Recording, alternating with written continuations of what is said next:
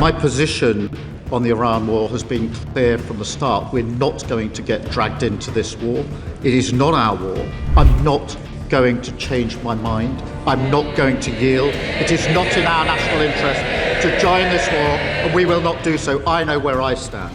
Mr. Speaker, in a phone call with Sky News last night, President Trump has threatened to rip up his trade deal with the UK as punishment for us not joining his idiotic war in Iran. Mr. Speaker, this must be the last straw. Surely the Prime Minister can't send our King to meet a man who treats our country like a mafia boss running a protection racket. Minister. Can I join him in his comments about Sudan? We often overlook the fact this is the greatest humanitarian crisis facing the world at the moment. My position on the Iran war has been clear from the start. We're not going to get dragged into this war. It is not our war. And a lot of pressure has been applied to me to take a different course. And that pressure included what happened last night. I'm not going to change my mind. I'm not going to yield. It is not in our national interest to join this war, and we will not do so. I know where I stand. Mr. Speaker, in relation to the King's visit, the purpose of the visit is to mark the 250th anniversary of relations and independence, obviously, of the US. The monarchy is an important reminder of the long-standing bonds and enduring relationship between our two countries, which are far greater than anyone who occupies any particular office at any particular time. Sir Ed Davey.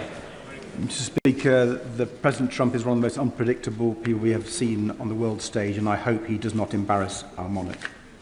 But moving on, Mr. Speaker, last year the Prime Minister claimed he'd done some special deal, so Brits will be able to sail through e-gates at EU airports. But that's not the experience of families returning from holiday this week. Long queues at borders and passport controls are the latest symbol of the Brexit disaster. But they're also a symbol of this government's failure to repair that damage. So will the Prime Minister apologise for misleading British travellers? And can he tell them when they will be able to sail through passport control? Prime Minister.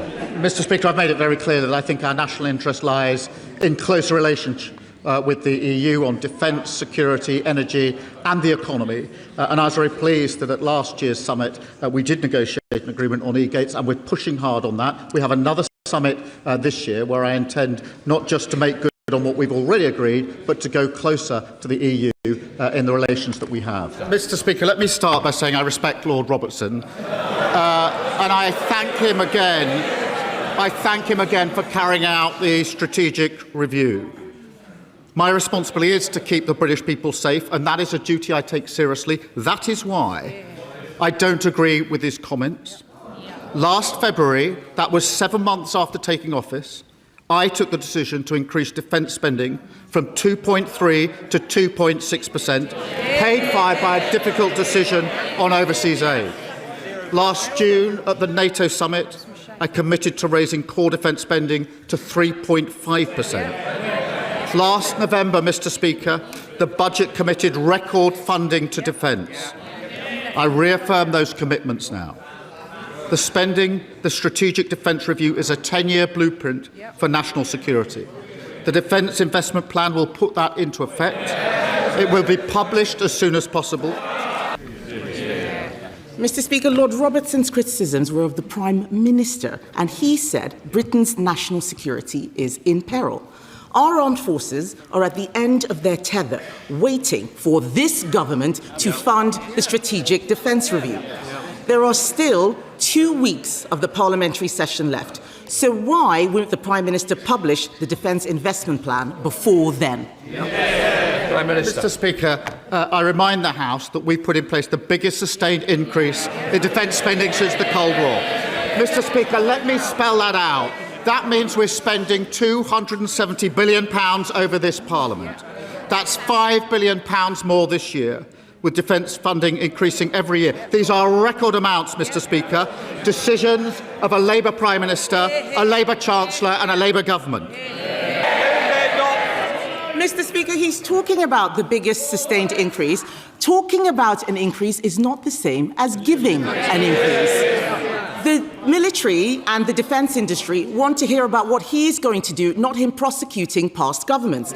He promised the defence investment plan would be He promised that the Defence Investment Plan would be published last autumn. I asked him at PMQ 6 weeks ago when it would be published. He had no idea. It is now the middle of April.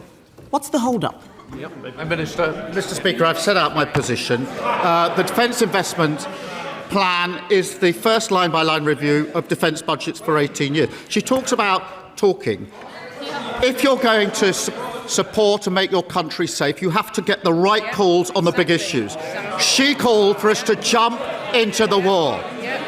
They could pretend otherwise. I remember walking in, standing here for the first time, saying we would not get drawn into the war, we would not join the offensive, and they all shouted, shame.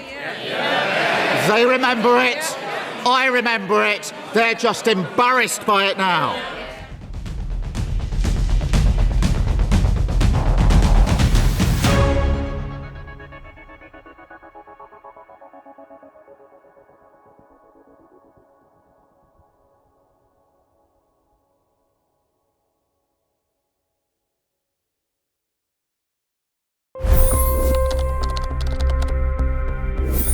$25 crore गरीब गरीबी को परास्त करके बाहर निकले।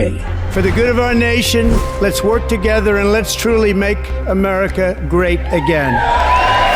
The fastest news breaks. Requested PM saying that we will have to speak to Putin and to Zelensky. The biggest news makers. The relationship with India is probably the most important bilateral relationship the US will have for the rest of this century. The capital delivered quite an election result today. Expert analysis. The million-dollar question today is how to stop this dance of death. Ground reports. I'm standing at the crossroad of the Kumbh Mela. Behind me are more than 100 entry guards.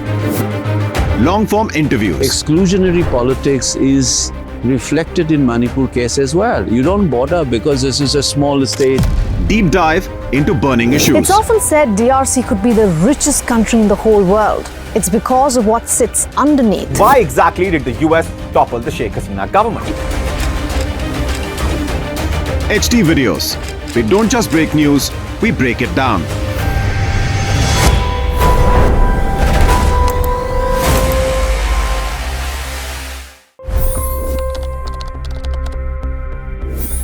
$25 crore गरीब गरीबी को परास्त करके बाहर निकले।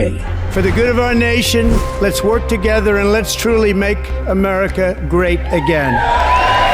The fastest news breaks. Requested PM saying that we will have to speak to Putin and to Zelensky. The biggest news makers. The relationship with India is probably the most important bilateral relationship the US will have for the rest of this century. The capital delivered quite an election result today. Expert analysis. The million-dollar question today is how to stop this dance of death. Ground reports. I'm standing at the crossroad of the Kumbh Mela. Behind me are more than 100 entry guards. Long-form interviews. Exclusionary politics is reflected in Manipur case as well. You don't bother because this is a small state. Deep dive into burning issues. It's often said DRC could be the richest country in the whole world. It's because of what sits underneath. Why exactly did the US topple the Sheikh Hasina government? HD videos. We don't just break news, we break it down.